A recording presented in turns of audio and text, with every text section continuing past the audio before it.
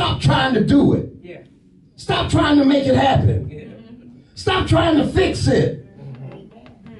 And just relax and lean on me and watch me do it. Do you trust me to do it, or do you want to do it? You know how we do. I'm going to help God out. You know, sometimes we be looking for a job and we say, let me help God out. Huh? God didn't tell you to put no resumes out. He didn't tell you to do nothing. I'm like, you know, it's a natural thing. You got to put a resume out to find a job. Well, you must not know the God that you serve. God can have somebody to call you without a resume out there. Huh? I'm just trying to tell you that he don't need us to work it out. He need us to believe. That's all he need us to believe. He don't need us to work it out. Christina, he don't need you to work it out. That's right. He don't need you to try to fix the problem. Amen. He just needs you to believe. Just believe. Believe he is the one that will take care of you. Yes. Yeah. Here's where it starts. And then I'm done. Here's where it starts. It starts with salvation. All right. It really is that simple. Yeah. See, if you read the text, and I ain't even read it, it's just coming out. But the issue that he had was, he said, y'all didn't mix what I told y'all with faith. I told y'all I was taking you into the promised land.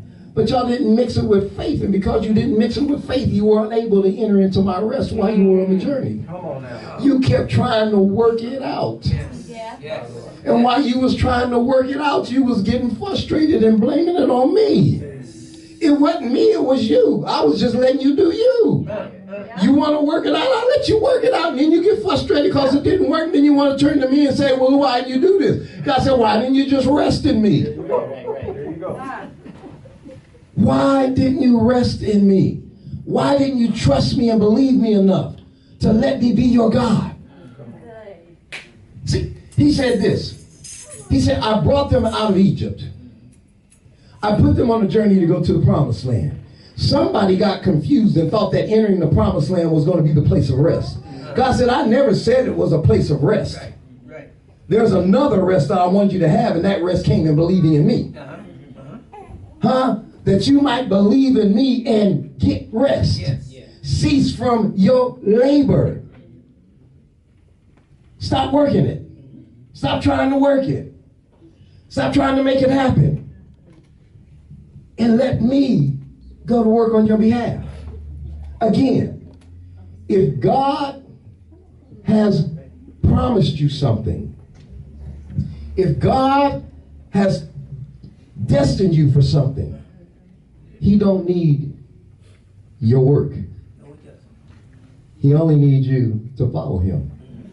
And when he say go left, he just wants you to go left. When he wants you to pause, he tell you to pause. Just stop. And if you pause for 10 days or 50 days or 365 days, just pause. Know that he's working it out. And that's what he was telling Israel. You didn't mix what I said to you with faith. And I can tell you didn't mix it with faith because you're sitting up here murmuring and complaining. You're wandering around in the wilderness, and you should have been in the promised land. So what God has promised you is not your place of rest. Your place of rest is now. But what he promised you is for real. But it's going to take longer to get to the place of promise if you don't trust him. And you can't trust him when you hold stuff in. When you hold the pain in, that's not trusting him. You know, we were talking about it in the back there. Sometimes we don't tell people stuff because we know they're going to go and tell everybody else. They tell you they ain't going to tell nobody else, but you know how we do. You know, you tell somebody, you know, I'm having this, I'm dealing with this situation and da-da-da-da-da, you know, and you, when you let them know, it's a personal thing, you know. Now with me, you got to tell me that don't tell nobody. You better tell me, don't tell nobody, because if you don't tell me, don't tell nobody, it becomes part of a message. I'm just telling you the truth. Now, if you tell me this is private and personal, and I don't want nobody to know, I almost forget that you told me. But if you just share, oh Lord, it's a part of the message somewhere. I know the Lord's going to be able to use it. So, So sometimes we'll tell people that this is personal. I don't want nobody else to know this. I'm just going to trust you with this. And I know what people do is they go tell somebody else, you know, Sister so-and-so told me this is personal, so don't tell nobody. And that person find their best friend and say, you know, Sister so-and-so told me that Sister so-and-so was having such and such and such and such, but don't tell nobody. Before you know it, 10 people know what nobody should know but one. And it gets back to the person who initially told the first person. Now this first person feels betrayed. So now they don't trust nobody. They ain't telling nobody nothing. All right? Even though the church is supposed to be here to edify and to build each other up, we don't tell nobody. But here's the problem. The problem isn't in not telling anybody. The problem is that not telling anybody translates to not even telling God. I've talked to people that they said, well, God knows because they know everything. Well, so parents know a lot of stuff too. But they'll let you just go trod through until you come and talk to them about it. Well, you didn't come and say nothing, so I just let you hit your head against the wall. Oh, yeah. God is our Father. He wants us to talk to Him. Yes. He wants us to talk to Him. He don't want us to take this attitude, well, you know everything. Since you know everything, I don't know why you ain't working on it. No. He ain't going to work until you come talk to him about it. So in your journey to that place of promise that God has promised you, that place of peace, that place of joy in that journey, it may even be something, even not just those two things, but it may be something like position on a job. It might be business, whatever it is that God has talked to you about and He's placed in your heart, that place He has for you to go to. You gotta go to that place mixing what He said with faith. And you got to realize that while I'm going to encounter some obstacles. Mm-hmm. He going to let them be there because He need to know whether or not I believe what He said. Somebody going to say no to me. Somebody going to tell me I done lost my mind. Somebody going to tell me that ain't even a good idea. Somebody going to say ain't nobody going to buy that. Somebody going to say you know you don't qualify for that job. Yeah, that's what they going to say. All because they love you. They going to say all that stuff. You better know. Some of your closest cronies will tell you discouraging things because they don't see it. They ain't supposed to see it. God didn't show them. And they looking and saying, well, you know, I don't know how you think you're going to get that job and you didn't go to school for that. I mean, they just seeing it from the natural eyes. But they don't realize. They kind of miss the point that God can open the door. That God can grant you favor. God can position you in places that nobody else can. Not any of the judges would have been picked by man. David would not have been picked by man. He just wouldn't have. As a matter of fact, when he sent the prophet to look for David, he didn't pick David. He picked everybody but David. God said, you still missed it. You still missed it. Well, who else is there? There's another little scrawny one out there in the field. And he go get him. God said, that's him right there. Mm-hmm. See, people don't see it the way God see it. People don't see your greatness. They ain't supposed to.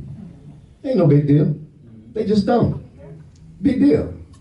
The question is, do you believe the greatness that God told you about you? Huh? Because God's not looking for you to be moved by what somebody else said about you. He's looking for you to be moved based off of what He said about you. Can I tell you what He said about you? He said you're great. He said you got more potential than you thought you ever had. He said you can do things that you didn't think you could do. He said I've deposited in you that which you don't even understand yet. He said your eyes haven't been fully open to the things that I have for you. The question is, do you believe me? That's the question. Do you believe me? Because you've heard the naysayers. You've heard people tell you what you can't do. You heard people tell you what you ain't qualified to do. The question is, have you heard God say what you are and who you are and whose you are? Do you believe that? Huh? Do you believe that you're the difference maker? Huh? Or do you believe you're just the victim of circumstance? You are a difference maker. Your situations are the way they are because He needs you to recognize you are the difference. Things aren't going to get better without you. You are the difference. Stop looking for other people to be different. They're not. You are the difference. If there's going to be any life in them, it's because God is going to use you. But as long as you look to them to accredit, or what's that word I'm looking for? To validate you. Or to, it ain't gonna happen, because you'll never let out what God put in you, because you're looking for somebody to say, oh yeah. No, God said, no, you don't need none of them knuckleheads to say nothing. You need to know that I said that you are the difference maker. I didn't create you to be like everybody else. And I didn't give you a word like I gave everybody else. I didn't give you a look like I gave everybody else. I gave you uniqueness for a reason. I need some lives changed. I need some hearts touched. And you can't do it being like somebody else. And you can't do it waiting for somebody else to get their stuff together. You got to do it because he put it in you to do. You understand? Where you at? Somebody, you. Come here. I'm just saying you. You too. I need 3. You too. I got 3 people the Lord been talking to. All right. Now, this is what the Lord want to do. He said he was free flowing today, so here we go. This is what the Lord wants you to do. Markel's going to come to you, and he's going to touch you. And when he touches you, God is going to release in you a greater level of confidence in what he's bestowed upon you, so that you will begin to walk in the authority of your calling. All right? Minister Stewart is going to come to you, and he's going to touch you. And God is going to impart in you, and you're going to feel it right now, a greater level of peace, a greater level of joy. But this is what's going to happen. Your mind is going to open up to heavenly things that you've never seen before, because God needs you to do a heavenly work, not only in your community, but in your family. And yeah, you next. Who did I say? You said Markel. I didn't say who you I do it all the time. Y'all know I do it all the time. I think when he's getting married, I had to get it straight. Lord have mercy. Okay, you're going back to Christina. Yeah, big Chrissy. That's little Chrissy. And you're going to Christina. And you're going to touch her. And God is going to also impart in her a rest that she hasn't had. He's going to touch her in a way that she's going to stop struggling. She's going to stop struggling with the thoughts. She's going to stop struggling with life situations. And God said today, no more struggling with the past. Her past is going to be buried when you touch her. Her mind is going to open up to the new revelation of what God says. Is that all right? Amen. All right. Well, brother, now I'm going to let God flow through y'all. Whatever he say through y'all when y'all touch him, that's between you and God. But there you go. Amen.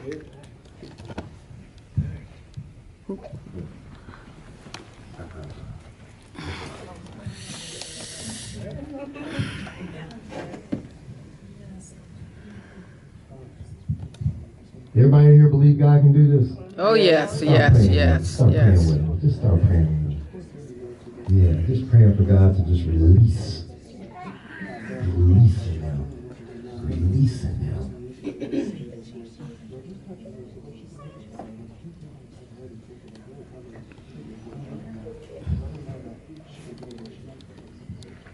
No more cloudy days. Mm-hmm.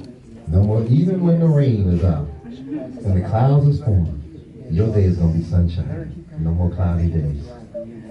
No more worrying. No more loads to carry. Just protect them. Put your arms around them.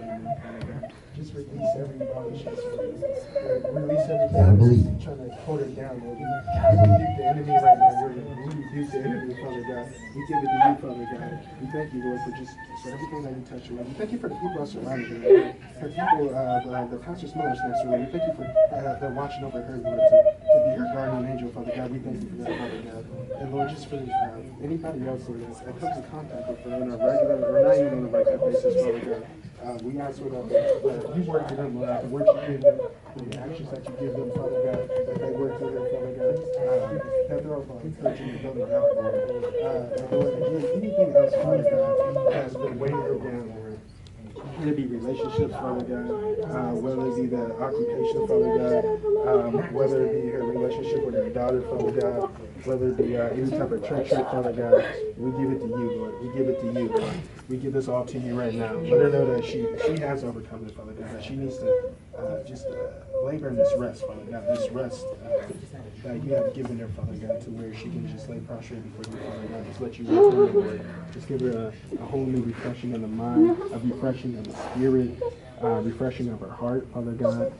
That she be the woman that you called her to be, Father God. That she keeps striving to be that godly woman, Lord. And we just thank you for it, Lord. We thank you just for it right now. We rejoice in it, Lord. We claim that joy. We claim that victory. We claim that peace of mind. We claim that strength in our body that you've given us, Father God.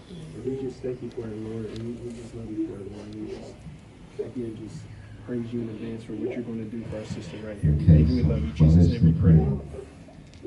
Sister McCarroll always sits there, and yet there's still an empty space. And sometimes you can see it in her face. She don't think. But sometimes you can see it in her face. That she's been faithful to continue to do what she feels like God is asking her to do. And yet there is a level of discontentment. There's still a level of not understanding what happened with her son. Are we close? She's one of those people that have not puked it out. She's done the religious thing by praying and making sure her vocabulary is right so that she doesn't offend God. But she's been angry and not understanding. But today God said, clarity. I want to feel that empty space. And I want to feel that pain so that you don't have it anymore.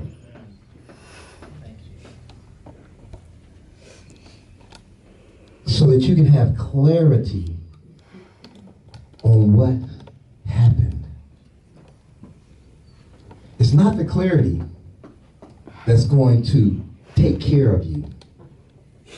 It's God that's going to take care of you. He just wants to fill those vacant areas of the loss of your son with his love. You've been holding on to it. I said, you haven't totally released it. You know, we can do what God asks us to do. And we can do it faithfully and still hold on to a pain or a hurt or something that we don't understand. And when we do, God can't take that space. But God said he wants to take the space today. And so he's going to use the twin brother to come and minister to you. To lay his hands on you. So that that area of brokenness will be mended.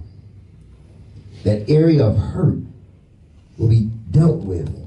Amen. And that the confusion won't be anymore. Amen. Amen. Amen.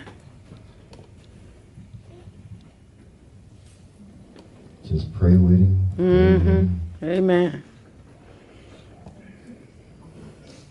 Y'all can't leave here the way you came in. That's right. That's right. That's right.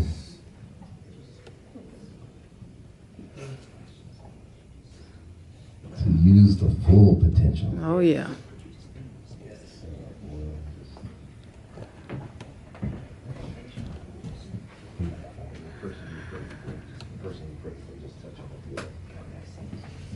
So each one of the ministers that prayed for you is now going to come and just touch you with some oil to anoint you.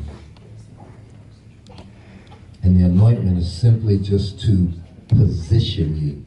Anoint means to appoint. So God is appointing you to the thing that He spoke about you.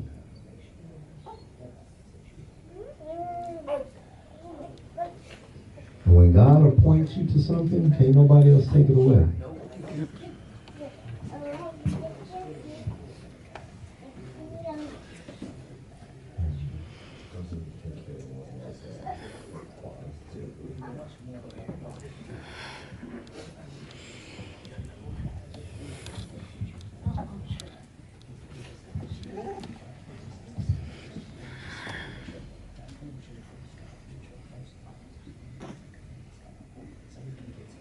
Okay, Sister Angie.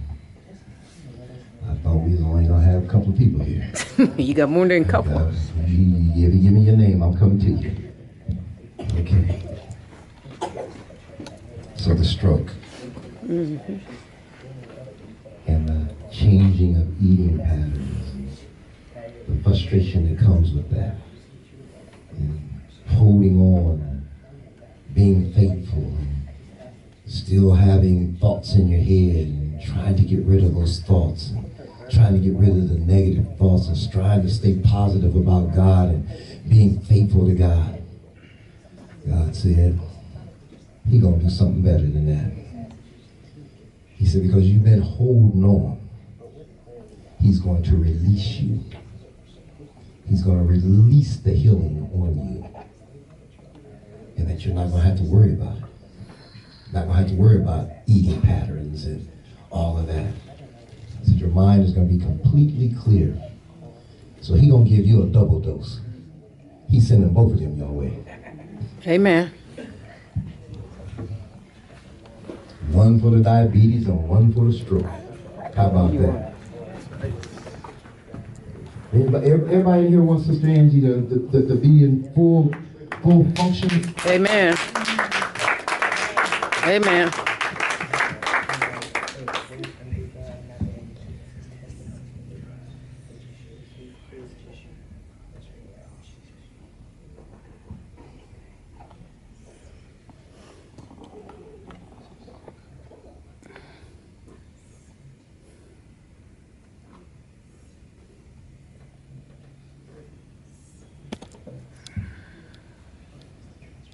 Everything is by belief.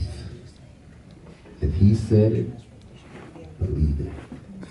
I don't have an agenda. That's right. But God knows what you've been crying out for. He knows what your prayers have been. He knows what your questioning has been. He just uses us as a conduit when we're sensitive to Him and just allow Him to do Him.